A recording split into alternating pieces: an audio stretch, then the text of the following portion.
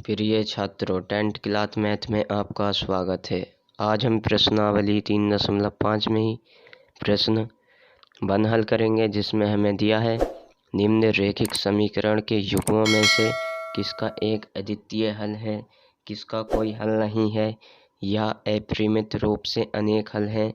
अद्वितीय हल की स्थिति में उसे वज्र गुणन विधि से ज्ञात कीजिए। तो इसका भी हम प्रश्न 4 ही करेंगे, जिसमें हमें 2 समीकरण दिए हैं, यानी A1 बटे A2 बराबर नहीं होगा B1 बटे B2 के। तब हमें अद्वितीय हल की स्थिति में वज्र गुणन विधि से ज्ञात करना है। तो सबसे पहले हम दिए गए समीकरणों को उतार लेते हैं। तो लिखते हैं दिए गए समीकरण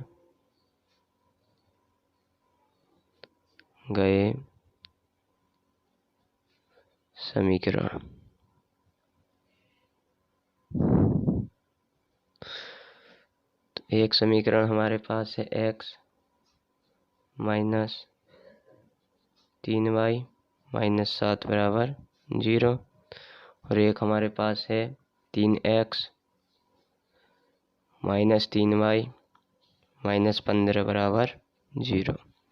तो हमारे पास समीकरण 1 और ये हमारे पास समीकरण 2। अब हमें इनकी क्या करनी है, तुलना। किससे? A1 x plus B1 y plus C1 बराबर 0, और दूसरा है A2 x plus B2 y plus C2 बराबर 0 से तुलना करने पर। तो हम लिखेंगे समीकरण 1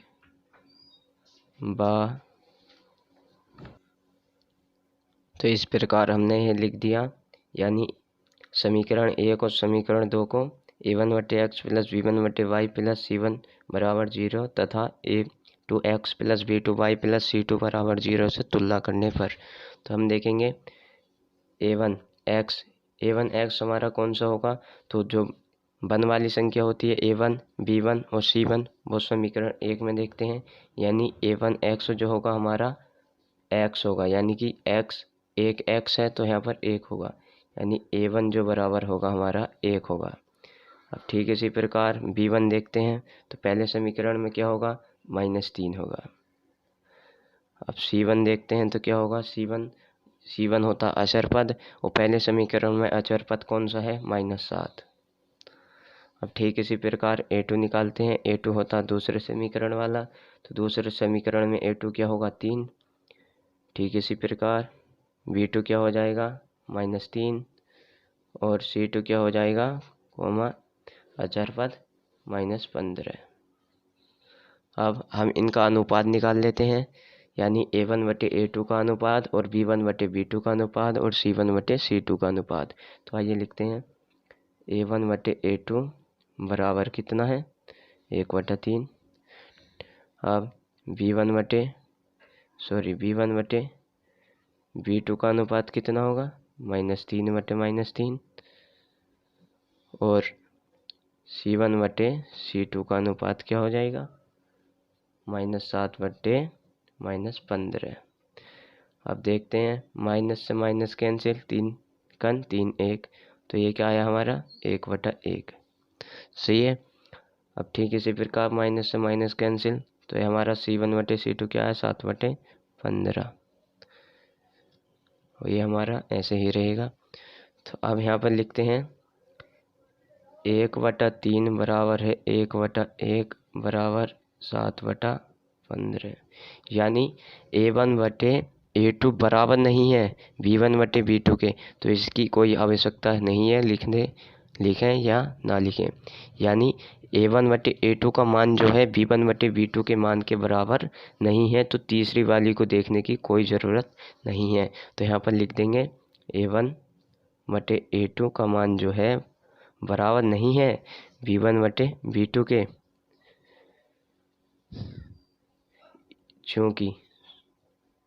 चूंकि का निशान इस तरह लगता है, क्योंकि इसलिए समीकरण के युग्म का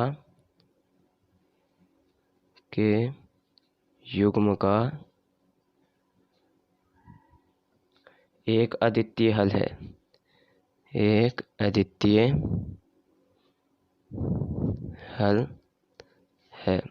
तो जब अद्वितीय हल है तो हमें क्या करना है, इसे वज्र गुणन विधि से ज्ञात करना है। तो इसके लिए हम दोनों ही समीकरण को पहले उतार लेंगे और बिना फॉर्मूले के इसे सोल्व करेंगे।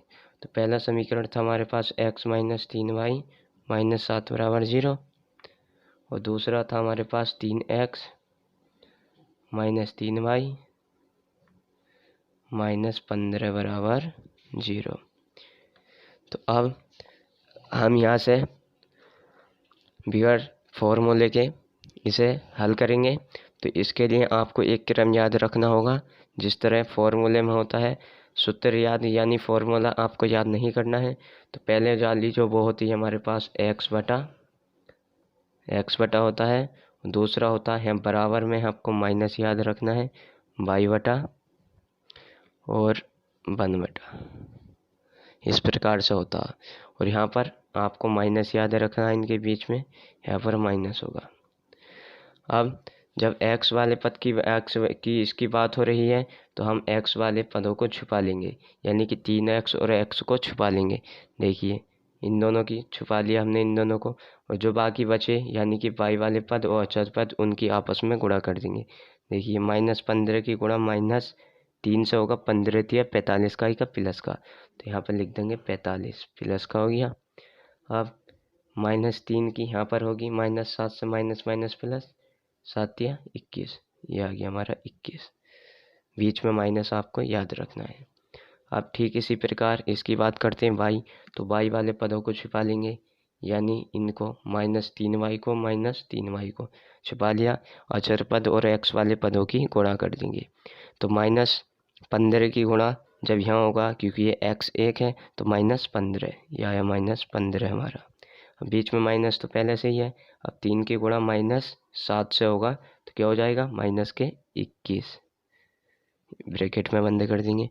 अब बात आती है 1 की, तो 1 की बात आती है तो हम अचर पदों को छुपा लेंगे। अचर पद ये हमने छुपा लिए, तो क्या बचते हैं x वाले पद और y वाले पदों की आपस में गुणा करेंगे। तो पहले राइट हैंड वाले हाथ से करते हैं, यानी माइनस 3 की एक x से होगी तो माइनस 3 आएगा, माइनस पहले से ही है। अब यहाँ से 3 की यहाँ पर करेंगे गुणा, तो कितना हो जाएगा 3 तिया 9 का ही का माइनस का, यह आया माइनस का हमारे पास 9। अब इसे हम सोल्व कर लेते हैं, आइए करते हैं इसको सोल्व।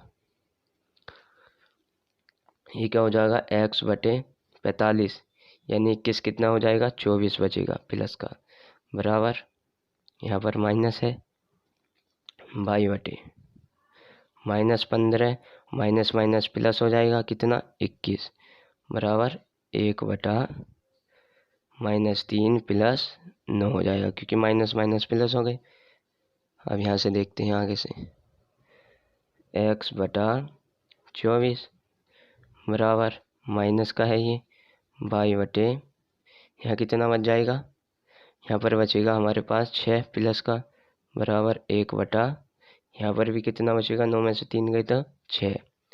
अब आगे देखते हैं। अब जो हमारे पास x बटा 24 है, यानी कि ये x बटा 24 जो होगा ये बराबर होगा 1 बटा 6 के, और जो माइनस का y बटा 6 है ये भी हमारा 1 बटा 6 के बराबर होगा। तो हम यहाँ लिखेंगे यदि x बटा 24 बराबर लिया हमने 1 बटा 6 के, तो आल्टरनेट से गुणा करेंगे, बराबर का निशान है बीच में, तो क्या हो जाएगा 6x बराबर 24। अब ये कहाँ जाएगी इसके बटे में, या डायरेक्टली भी काट सकते हैं, 6 चौक 24 4 आ गया, तो x बराबर कितना आया 4, ये हमारा फर्स्ट आंसर। ठीक इसी प्रकार करते हैं, यदि हमने लिया माइनस y बराबर बटे 6 बराबर 1 बटा 6, तो इसकी भी इस तरीके से गुणा करेंगे, तो 6 6 माइनस 6y बराबर क्या हो जाएगा 6। अब 6 6 1, यानी माइनस y बराबर 1, माइनस को उंगा को भेज देंगे पल्ली तरफ को, यानी इसका पक्षांतर जब इधर होगा तो ये इधर जाके माइनस ही हो जाएगा।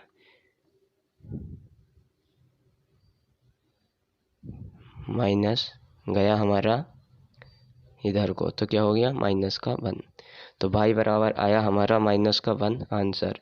तो इस प्रकार से आप बिना किसी फॉर्मूले के वज्रगुणन विधि को आसानी से सोल्व कर सकते हैं।